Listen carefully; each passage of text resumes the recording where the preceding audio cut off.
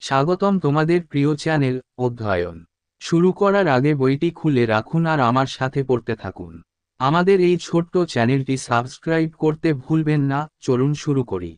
The main focus of the Aligarh movement was loyalty to the British. Syed Ahmad tried to reconcile the Muslims to the British rule and urged them to loyally serve the British Empire by accepting services under the government. Modern Western education for the Muslims to compete with the Hindus. In the field of education, Syed Ahmad believed that the future of the Muslim community was threatened by their orthodox outlook and began promoting Western-style scientific education by founding modern schools and journals. Syed Ahmad took concrete steps to attain the objectives of the movement and initiated the following reforms.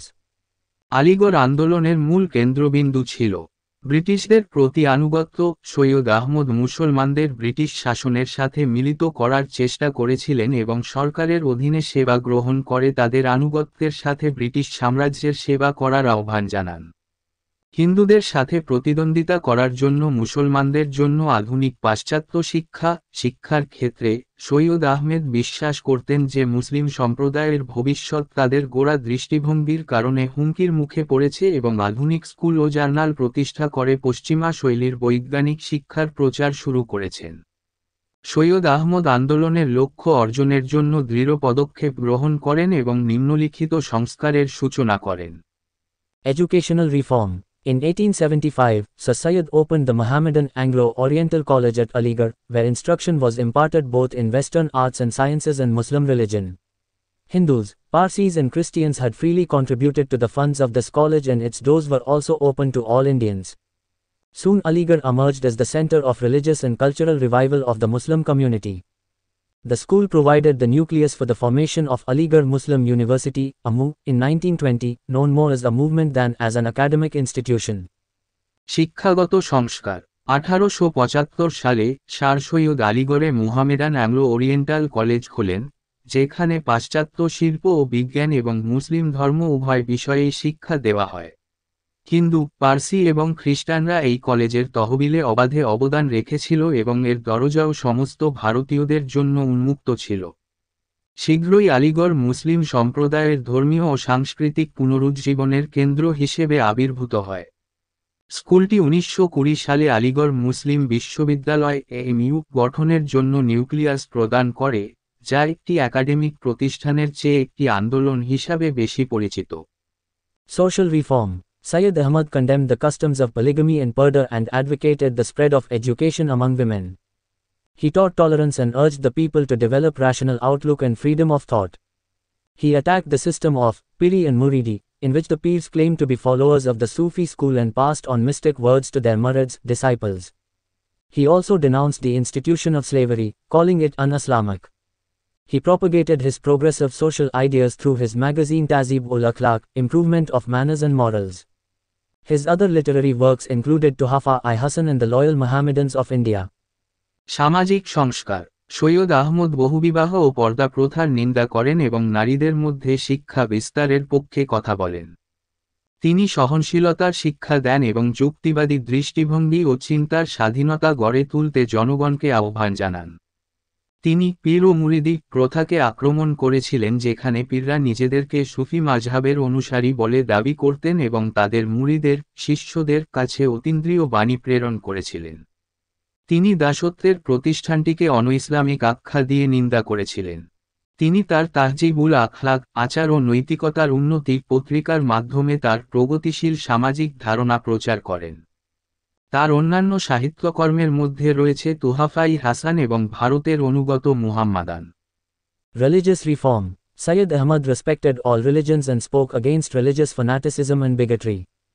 In his work, Commentaries on the Quran, Sir Syed criticized the narrow outlook of traditional interpreters and gave his own broader interpretation of the Quran in the light of contemporary rationalism and scientific knowledge. ধর্মীয় সংস্কার। সৈয়দ আহমদ সকল ধর্মকে সম্মান করতেন এবং ধর্মীয় গোঁড়ামি ও গোঁড়ামির বিরুদ্ধে কথা বলতেন। স্যার সৈয়দ তার রচনা কমেন্টারি অন দ্য কোরআন এ প্রথাগত দোভাষীদের সংকীর্ণ দৃষ্টিভঙ্গির সমালোচনা করেছেন এবং সমসাময়িক যুক্তিবাদ ও বৈজ্ঞানিক জ্ঞানের আলোকে কুরআনের নিজস্ব বিস্তৃত ব্যাখ্যা দিয়েছেন। However, towards the end of his life, Syed Ahmad had begun to talk of Hindu domination to prevent her towards the end of tide of nationalism. This was unfortunate, though basically he was not a communalist. He also did not believe in the drain theory of Dadabhai Naoroji. He was a loyalist. We opposed the Congress idea of self-rule and end of British Raj. যাই হোক, তার জীবনের শেষ দিকে সৈয়দ আহমদ তাকে জাতীয়তাবাদের জোয়ারের শেষ দিকে বাধা দিতে হিন্দু আধিপত্যের কথা বলতে শুরু করেছিলেন। এটি দুর্ভাগ্যজনক, যদিও তিনি মূলত একজন সাম্প্রদায়িক ছিলেন না। তিনি দাদাভাই নওরোজির ড্রেন তত্ত্বেও বিশ্বাস করতেন না। তিনি একজন অনুগত ছিলেন যিনি কংগ্রেসের স্বশাসন এবং ব্রিটিশ রাজের অবসানের ধারণার বিরোধিতা করেছিলেন। The Deoband School or Darul Uloom Deoband, Saharanpur, UP, 1866. The Deoband School, also known as Darul Uloom Deoband, was organized by the orthodox section among the Muslim ulema who stressed on the traditional Islamic learning. It was a revivalist movement which focused mainly on the attainment of two objectives: propagating the pure teachings of the Quran and the Hadith among the Muslims, keeping alive the spirit of jihad against the British rulers. Deoband school বা দারুল Uloom Deoband, Saharanpur, UP, 1866। Deoband school, দারুল উলুম দেওবন্দ নামেও পরিচিত, মুসলিম উলামাদের মধ্যে গোড়া অংশ দ্বারা সংগঠিত হয়েছিল যারা ঐতিহ্যগত ইসলামী শিক্ষার উপর জোর দিয়েছিল। এটি একটি পুনরুজ্জীবন আন্দোলন ছিল যা মূলত দুটি উদ্দেশ্য অর্জনের উপর দৃষ্টি নিবদ্ধ করেছিল: মুসলমানদের মধ্যে কুরআন ও হাদিসের বিশুদ্ধ শিক্ষা প্রচার করা, ব্রিটিশ শাসকদের বিরুদ্ধে জিহাদের চেতনা জাগ্রত রাখা। The Deoband School was founded in 1866 at Deoband town in the Saharanpur district of by the ulema under the leadership of Muhammad Qasim Nanotwi, 1832-80, and Rashid Ahmad Gangohi, 1828-1905. The school curricula included original Islamic religion and it totally shut out English education and Western culture. The aim was to bring about religious and moral regeneration of the Muslim community and to train religious leaders for the community. Thus, while the Aligarh movement aimed to reform the Muslim community through Western education and prepare them for government jobs, the Deoband school aimed to revive pure Islamic religion of the past and prepare them for preaching Islamic faith. Deoband স্কুলটি 1866 সালে সাহারানপুর জেলার দেওবন্দ শহরে মুহাম্মদ কাসিম নানটভি, 1832 থেকে 80, এবং রশিদ আহমদ গঙ্গোহী, 1828 থেকে 1905 এর নেতৃত্বে উলামাদের দ্বারা প্রতিষ্ঠিত হয়েছিল। বিদ্যালয়ের পাঠ্যসূচিতে মূল ইসলাম ধর্ম অন্তর্ভুক্ত ছিল এবং এটি সম্পূর্ণরূপে ইংরেজি শিক্ষা এবং পাশ্চাত্য সংস্কৃতিকে বন্ধ করে দেয়। উদ্দেশ্য ছিল মুসলিম সম্প্রদায়ের ধর্মীয় ও নৈতিক পুনর্জন্ম আনা এবং সম্প্রদায়ের জন্য ধর্মীয় নেতাদের প্রশিক্ষণ দেওয়া। এইভাবে, যখন আলিগড় আন্দোলনের লক্ষ্য ছিল পাশ্চাত্য শিক্ষার মাধ্যমে মুসলিম সম্প্রদায়কে সংস্কার করা এবং তাদের সরকারি চাকরির জন্য প্রস্তুত করা, দেওবন্দ স্কুলের লক্ষ্য ছিল অতীতের বিশুদ্ধ ইসলাম ধর্মকে পুনরুজ্জীবিত করা এবং তাদের ইসলাম ধর্ম প্রচারের জন্য প্রস্তুত করা।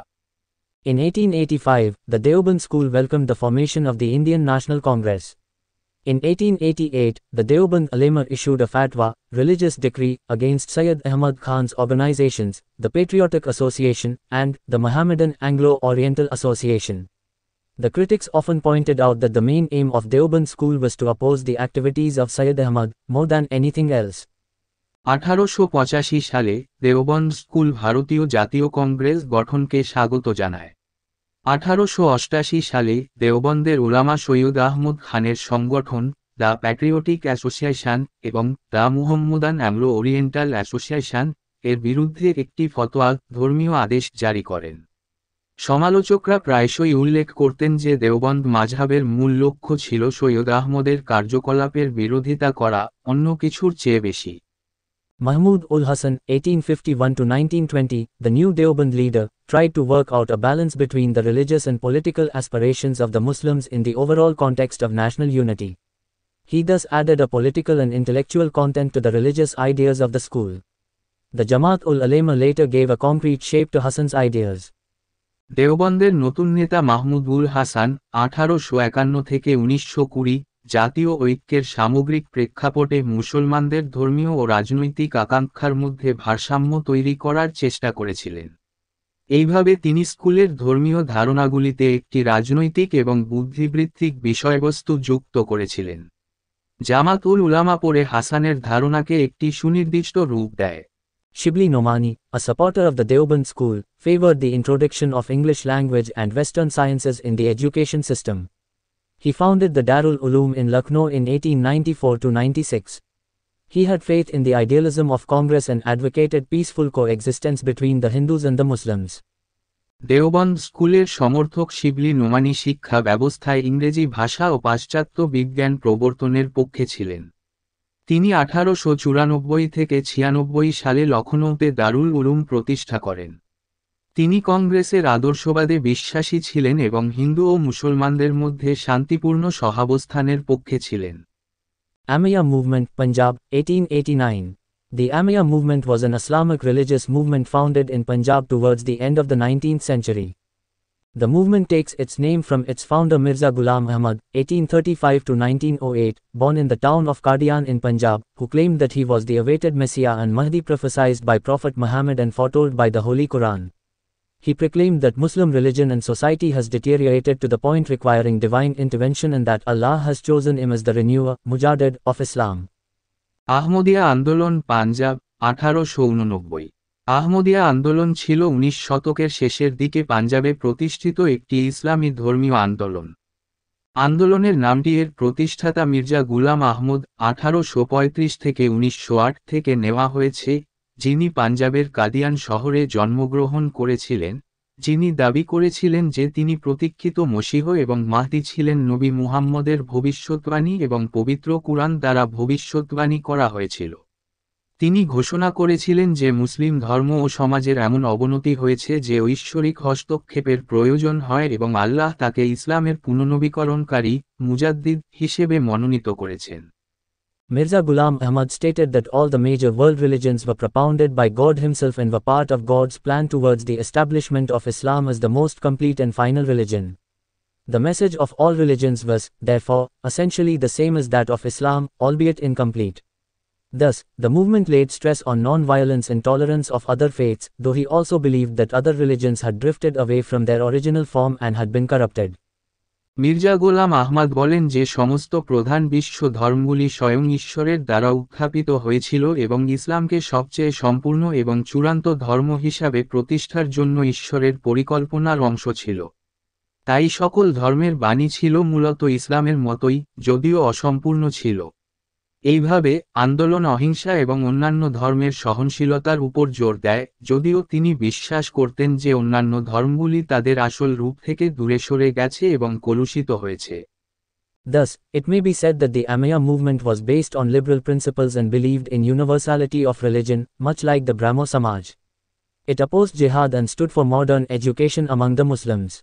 সুতরাং বলা যেতে পারে যে আহমদিয়া আন্দোলন ছিল উদারনীতির উপর ভিত্তি করে এবং ধর্মের সার্বজনীনতায় বিশ্বাসী, অনেকটা ব্রাহ্ম সমাজের মতো। এটি জিহাদের বিরোধিতা করে এবং মুসলমানদের মধ্যে আধুনিক শিক্ষার পক্ষে অবস্থান নেয়। এখানেই এই ভিডিওটি শেষ করলাম। পরবর্তী ভিডিওতে আমরা বাকিটা পড়ব।